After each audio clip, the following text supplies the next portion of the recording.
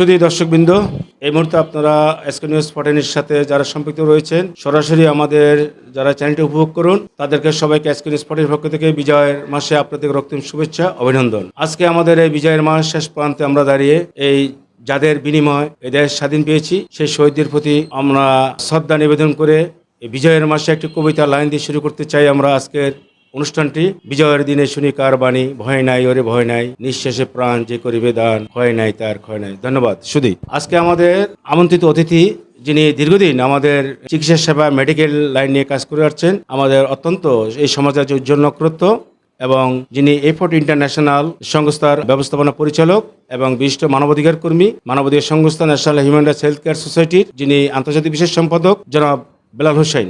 আমরা দেখতেছি আপনার তো এফোর্ট ইন্টারন্যাশনাল দিয়ে দীর্ঘদিন আপনি যেই পেশেন্ট এবং রোগী অসুস্থ মানুষের দিকে সেবা করে যাচ্ছেন, তো আমরা জানতে চাই আপনি যে দীর্ঘদিন ধরে মেডিকেল সেক্টরে কাজ করে যাচ্ছেন এই সম্বন্ধে দর্শকদের উদ্দেশ্যে কিছু বলুন। ধন্যবাদ আপনাকে। অ্যাকচুয়ালি মেডিকেল ট্যুরিজমটা এমনই একটা সেক্টর, মানুষকে সেবা দেওয়ার সুন্দর একটা মাধ্যম। আমরা যেভাবে কাজ করে যাচ্ছি, আসলে আপনি জানেন আমি দীর্ঘদিন ধরে হচ্ছে কি মেডিকেল লাইনে কাজ, মেডিকেল স্টুডেন্টগুলো বাংলাদেশে আসছে তাদেরকে নিয়ে কাজ করছি, ইভেন বিভিন্ন দেশে আমাদের হচ্ছে কি যাতায়াত। তো এই সুবাদে হচ্ছে কি মেডিকেল ট্যুরিজমটা আসলে করার একমাত্র উদ্দেশ্য হলো আমি বিভিন্ন দেশে বিভিন্ন সময়ে করে ইন্ডিয়াতে আমাদের বাংলাদেশ থেকে অসংখ্য পেশেন্ট যায়, সেখানে আমি গিয়ে দেখছি বিভিন্ন সময় বিভিন্নভাবে বিভিন্ন অবহেলার বা হচ্ছে প্রতারণার শিকার হয়। সেই থেকেই আমি চিন্তা করলাম যে আসলে এটা একটা মানব সেবা বা হচ্ছে কি সেবামূলক কাজ, এই কাজটা আমি আমার এফোর্ট ইন্টারন্যাশনালের মাধ্যমে আমি করতে পারি। তো সেই সুবাদে হচ্ছে কি আমি আমার কার্যক্রম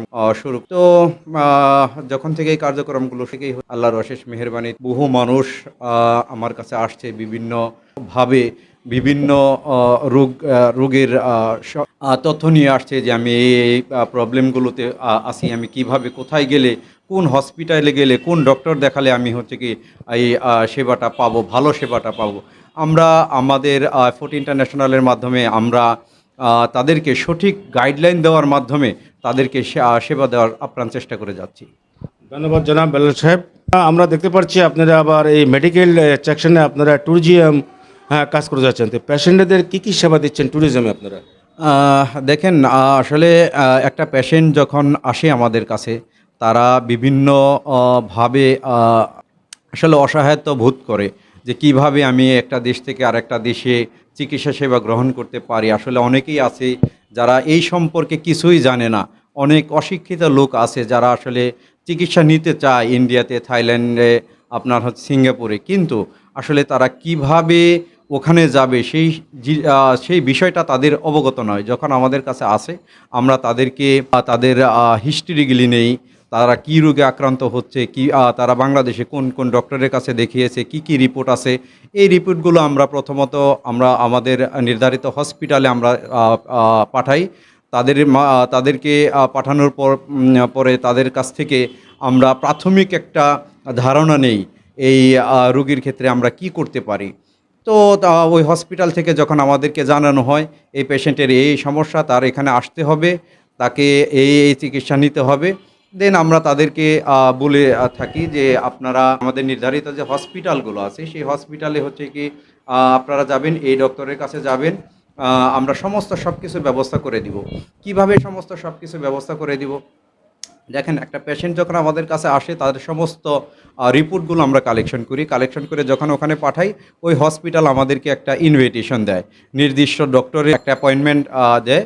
সেই অ্যাপয়েন্টমেন্ট যে তারিখে হবে সেই তারিখ অনুসারে হচ্ছে কি আমরা তাদেরকে একটা লেটার তাদেরকে দেই। ভিসা পাওয়ার ক্ষেত্রে হচ্ছে কি এই ইনভাইটেশনটা খুবই খুবই খুবই জরুরি। তখন আমরা তাদেরকে গাইডলাইন দিই, এই ইনভাইটেশন নিয়ে ইন্ডিয়া, থাইল্যান্ড অথবা হচ্ছে কি সিঙ্গাপুর, যেখানেই হোক না কেন, তার ইনভাইটেশনের মাধ্যমে তাকে ভিসা প্রসেসিং করতে হয়, নির্দিষ্ট ফর্ম পূরণ করতে হয়। বিভিন্ন দেশের এক এক দেশের এক একটা ফর্ম আছে, সেই ফর্মগুলো পূরণ করে তাকে সে ভিসা পেয়ে গেল।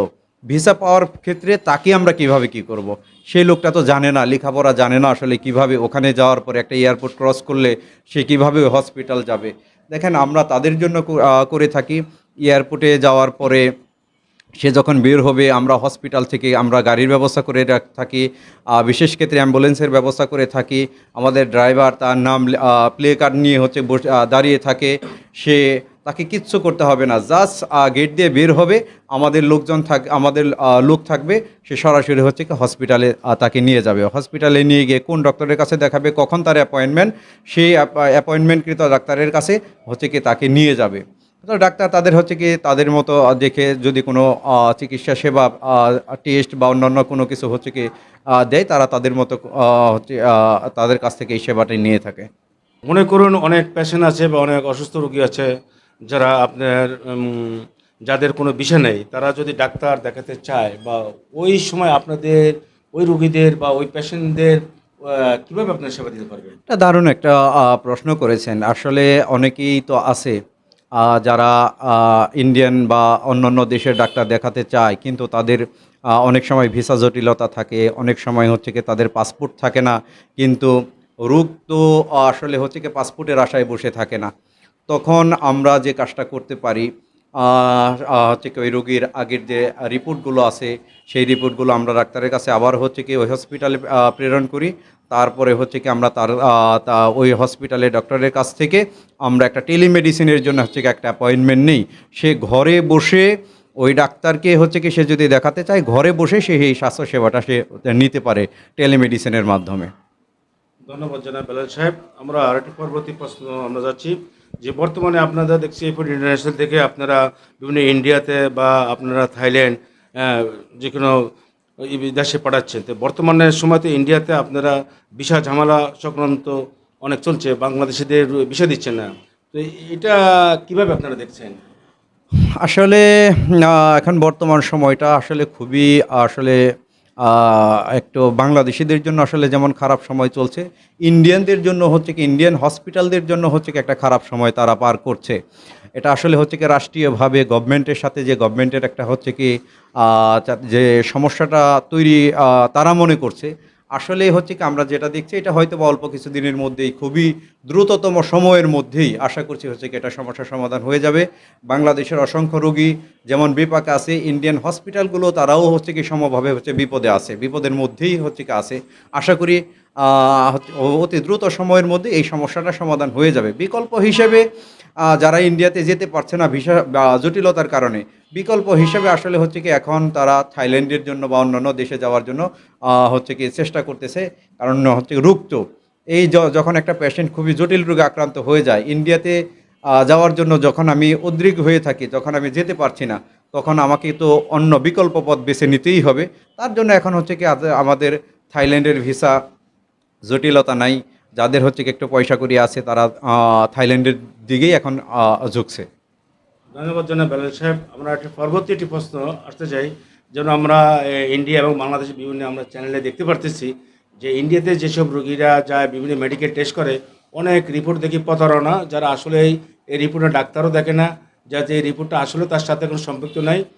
তো এই ধরনের যে ভুয়া রিপোর্ট, বাংলাদেশের একটা রোগী আমাদের দেশে ইন্ডিয়াতে যা অনেক খরচ ব্যবহার হতো, আপনাদের দিক থেকে কি এমন কোনো সমস্যা হয়েছে কিনা কখনো? না আসলে এই ধরনের ঘটনা আমরা যতগুলো পেশেন্ট ইতিমধ্যে পাঠিয়েছি, আসলে হচ্ছে কি আপনার যদি আমাদের পেশেন্টের কাছ থেকে যদি হচ্ছে কি কোনো সাক্ষাৎকার বা কোনো কিছু নিয়ে থাকেন, তারা দেখবেন আলহামদুলিল্লাহ তারা এত বেশি স্যাটিসফাইড আমাদের মাধ্যমে। কারণ হচ্ছে কি তারা বাংলাদেশ থেকে সরাসরি হসপিটালে চলে যায়, আমাদের হসপিটালের গাড়ি আছে, হসপিটালের গাড়িতে চলে যায়। আমাদের এরকম কি বলবো এটাকে যদি বলি উল্টাপাল্টা কোনো ধরনের হচ্ছে কি রিপোর্ট বা ভুয়া বা অন্য কোনো তথ্যের সাথে হচ্ছে কি আমরা সম্পৃক্ত বা হচ্ছে কি কোনো পেশেন্ট এই ধরনের রিপোর্ট আমাদের কাছে আজ অবধি পর্যন্ত দেয়নি। আর একটা ব্যাপার হচ্ছে কি আমি আপনাকে একটু যোগ করি, জি। যেখানে আসলে হচ্ছে কি বাংলাদেশ থেকে যে সমস্ত রোগীরা যায় আসলে তারা অল্প খরচে চিকিৎসার জন্যই আসলে ইন্ডিয়াতে যায়। চিকিৎসা অল্প খরচেই জন্য যায়। ওখানে যাওয়ার পরে আসলেই অনেক সময় অনেক পেশেন্ট খুব বেশি উপকৃত হয়। যেখানে ধরেন এখানে অনেক রোগী যারা যাচ্ছে ইন্ডিয়াতে, তাদের কাছ থেকে আমরা শুনেছি যে এখানে চিকিৎসা করার আসলে হচ্ছে কি যে আমি যেটা আপনাকে বলতে পারি সেটা হচ্ছে কি যত্রতত্র যে টেস্টের কথাটা আপনি বললেন, আসলে যত্রতত্র টেস্ট আমি আমার রোগীদের কাছ থেকে যতটুকু শুনেছি, ইন্ডিয়াতে অন্তত পক্ষে অ্যাটলিস্ট যত্রতত্র টেস্টের হচ্ছে কি কোনো হচ্ছে কি সোয়া আমাদের কোনো পেশেন্ট এখন অবধি পর্যন্ত পাইনি। ধন্যবাদ বেলাল সাহেব। এবার আমি আরেকটি ভিন্ন আপনার প্রশ্ন আসতে চাই যে আপনি দীর্ঘদিন যে স্বাস্থ্যসেবা নিয়ে কাজ করতেছেন ভালো, কিন্তু আমাদের বাংলাদেশ স্বাস্থ্যসেবা আমাদের বাংলাদেশে যে উপস্বাস্থ্য কেন্দ্র আছে, জেলা লেভে আপনার হাসপাতালগুলো আছে, আবার বিভিন্ন ইউনিয়ন পর্যায়ে আমাদের কমিউনিটি মেডিকেল সেন্টার আছে। তো আমরা দেখতেছি অনেক হাসপাতালে ডাক্তার নেই, রোগীরা গেলে ডিউ টাইমে ডাক্তার পাচ্ছে না, বাইরে চেম্বার করতেছে। তো আমাদের বাংলাদেশের স্বাস্থ্যসেবা থেকে আমাদের রোগীদের আরও কীভাবে যে এখানে আরও সুন্দরভাবে সেবা দেওয়া যায় রাষ্ট্রের পক্ষ থেকে, সাধারণ মানুষ, কারণ স্বাস্থ্যসেবাটা তাদের মৌলিক অধিকার, এখান থেকে আমরা পরিত্রাণ কীভাবে হবো, এটা আপনার দৃষ্টিতে কীভাবে দেখতেছেন? আসলে অসংখ্য ধন্যবাদ, একটা গুরুত্বপূর্ণ কথা বলেছেন। আসলে আমাদের দেশের স্বাস্থ্যসেবা বা আমাদের দেশের স্বাস্থ্য খাত যেভাবে এগিয়ে চলছে, আমরা মনে করি যে আমাদের স্বাস্থ্য খাতে আমাদের যে ডক্টর আছে, অ্যাকচুয়ালি বাংলাদেশের এক একটা ডক্টর এক একটা লেজেন্ড। আসলে হচ্ছে কি সময়ের অভাব বা তাদের হচ্ছে কি সময় মেনটেন করতে পারে না বলেই আজকে হচ্ছে কি আমাদের দেশের অধিকাংশ যারা পেশেন্ট তারা বিদেশে যাওয়ার জন্য ঝুঁকে। আমি মনে করি যদি ডাক্তারদের হচ্ছে কি হসপিটালের ডিউটি শেষ করে তারা যদি হচ্ছে কি রুগীদের দিকে একটু সময় নিয়ে আন্তরিকতার সাথে যদি ডাক্তার তাদের পেশেন্টদেরকে স্বাস্থ্যসেবা দিয়ে থাকে, কোনো পেশেন্ট আশা করি আমাদের দেশ থেকে বাইরের দেশে তেমনভাবে ঝুঁকবে না। শুধুমাত্র আমাদের একটাই মেন সমস্যাটা যেটা আমরা পাই, তারা পেশেন্টরা বলে যে আমরা ডাক্তারের কাছ থেকে হচ্ছে কি আন্তরিকতার সাথে সময়টা আমরা পাই না। কারণ আপনি জানেন একটা পেশেন্ট যখন বিভিন্ন রোগে আক্রান্ত হয়ে থাকে, তখন ডাক্তারের সামনে যখন যায় সে তার মন খুলে তার রোগের বিষয়টাকে বলতে চায়, কিন্তু একটা ডাক্তার যখন হচ্ছে কি আপনার 5 মিনিট সময় দিতে না চায় বা 2 মিনিট বা আপনার 1 মিনিট এর মধ্যে শেষ করে, তাহলে আসলে মেন্টাল স্যাটিসফ্যাকশনের অভাবে আসলে তারা ভোগে, যার কারণে আমাদের দেশ থেকে বাহিরের দেশে যাওয়ার জন্য চেষ্টা করে। তা আমি আশা করব রাষ্ট্রের যারা নীতি নির্ধারণী আছে, রাষ্ট্রের যারা স্বাস্থ্য খাতে হচ্ছে কি বিভিন্ন পর্যায়ে গুরুত্বপূর্ণ দায়িত্বে আছে, তাদেরকে আমি বলবো যে আমাদের স্বাস্থ্য খাতটাকে ডেভেলপ করার জন্য, আমাদের দেশীয় চিকিৎসা নেওয়ার জন্য ডাক্তারদেরকে আরেকটু বেশি ট্রেন আপ করা, রোগীদের সাথে আন্তরিকভাবে ব্যবহার করা, আন্তরিকতার সাথে রোগী দেখা। ধন্যবাদ জানাই বেলাল সাহেব। তো আমরা আজকে শেষ প্রশ্নে আমরা আসতেছি। আমাদের আজকে বাংলাদেশে আমাদের যে ইন্টারিম গভর্নমেন্টের প্রধান মাননীয় আমাদের প্রধান উপদেষ্টা ডক্টর মোহাম্মদ ইউনূস, তিনি তো আমরা দেখতে পারতেছি আমাদের বিভিন্ন সেক্টরেই সংস্কার করতে যাচ্ছে। আমাদের দুর্নীতি দমন কমিশন থেকে, আপনার নির্বাচন কমিশন থেকে, পুলিশ বিভাগ থেকে।